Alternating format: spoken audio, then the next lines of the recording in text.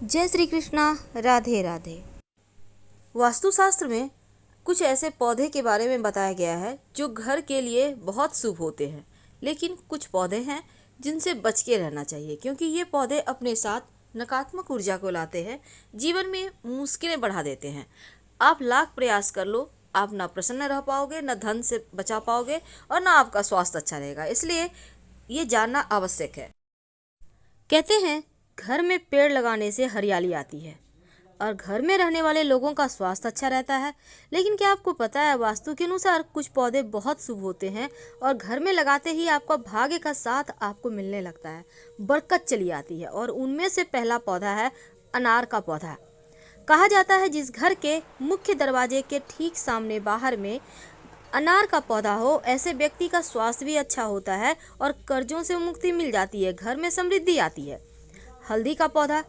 अगर हल्दी का पौधा आप अपने घर के गमले में भी लगाते हैं तो नेगेटिव एनर्जी आपको परेशान नहीं करती, और हल्दी में अगर फूल आ जाए तो इसका मतलब है कि आपके जीवन में खुशहाली अब बस आने वाली है।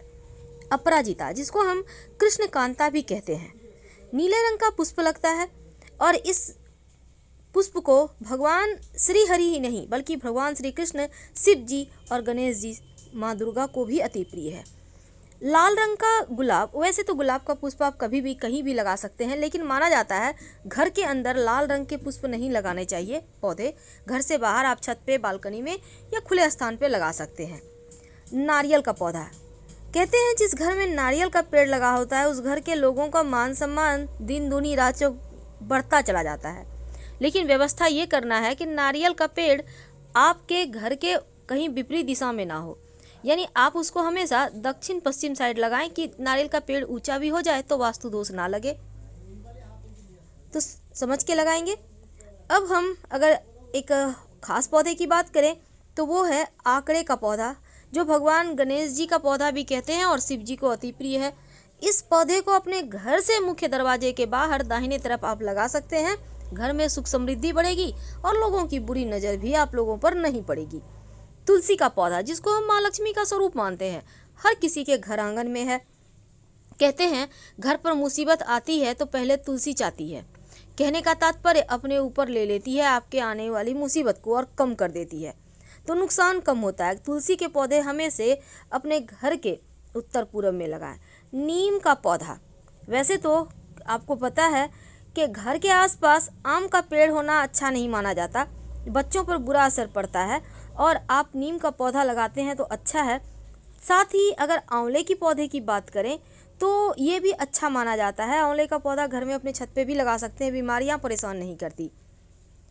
गेंदे का पुष्प बृहस्पति को मजबूत करता है। आपके घर में अगर गेंदे का पुष्प है तो गुरु भी बेहतर होगा और वैवाहिक जीवन भी बेहतर होगा आपका। इस बात को हमेशा याद रखिए। अशोक का पौधा। जिस घर में अशोक का पौधा होता है उस घर की शोक, दुख, दरिद्रता, परेशानी सब समाप्त हो जाती है। बच्चों के बुद्धि भी तेज होंगे और पैसा भी टिकेगा अगर अशोक का पौधा आपने लगा लिया है तो। अब ये है पीपल का पौधा। घर में ना तो लगाएं, पूजा करने के लिए भी गमले में भी ना लगाएं। पीपल और बरगद का पेड़ भूलकर भी मत लगाइए। आप पास के किसी मंदिर में लगा सकते हैं अगर आपके घर में है तो हटाकर।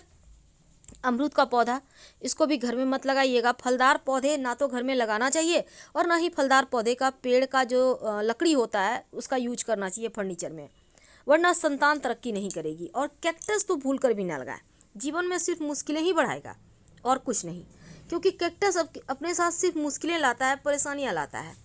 अब ये जैसे कि बरगद का पौधा, पीपल का पौधा, ये सब तो भूल कर भी नहीं लगाना। अब बोनसाई का पौधा। बोनसाई का मतलब ही होता है उसको बौना कर देना, इसके बढ़ने की गति को कम कर देना। तो ऐसे पौधे मत लाइए, घर के लोगों के प्रगति में, तरक्की में रुकावट आएगी। और इसके साथ ही इमली का पौधा घर में मत लगाइए, और घर के आसपास भी है तो उसको हटाने का व्यवस्था करवाइए, क्योंकि इमली के पेड़ पर बुरी आत्माओं का वास होता है, इसलिए इस बात का ध्यान रखिए। अब ये है, इसको कहते हैं मेहंदी का पौधा। क्या आपको पता है मेहंदी का पौधा भी अच्छा नहीं माना जाता, वास्तु के अनुसार ये अशुभ है। इसके पत्ते भले ही आप मेहंदी पीस कर लगाया जाता है, लेकिन इसको घर में मत लगाइए। अब जैसे कई बार होता है आपके घर में पुष्प आए हैं, फूल आपने रखे हैं फूलदान में, उठाकर साइड पड़ा हुआ है, सूखा हुआ फूल बुके है पड़ा हुआ है, उसको पड़ा हुआ मत रहने दें, उसको तुरंत घर से बाहर निकालें, क्योंकि ये घर की नकारात्मकता को बढ़ा देता है।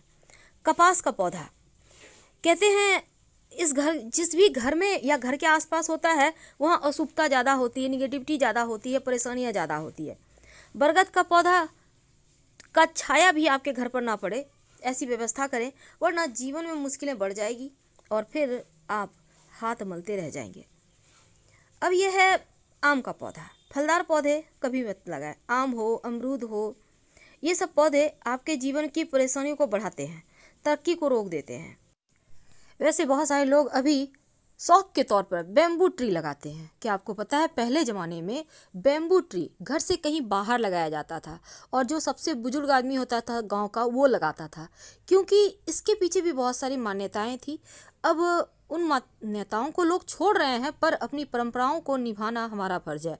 तो ये बैम्बू ट्री भी घर में ना ही लगाएं तो अच्छा है, संतान की तरक्की रुक जाएगी, ध्यान रखिएगा। और फलदार पौधे तो भूलकर भी ना लगाएं। घर आंगन में, बगीचे में तो लगा सकते हैं, पर घर आंगन में आम का पेड़, अमरूद का पेड़, ये सभी चीज़ें ठीक नहीं होता है, संतान पे इसका असर पड़ता है।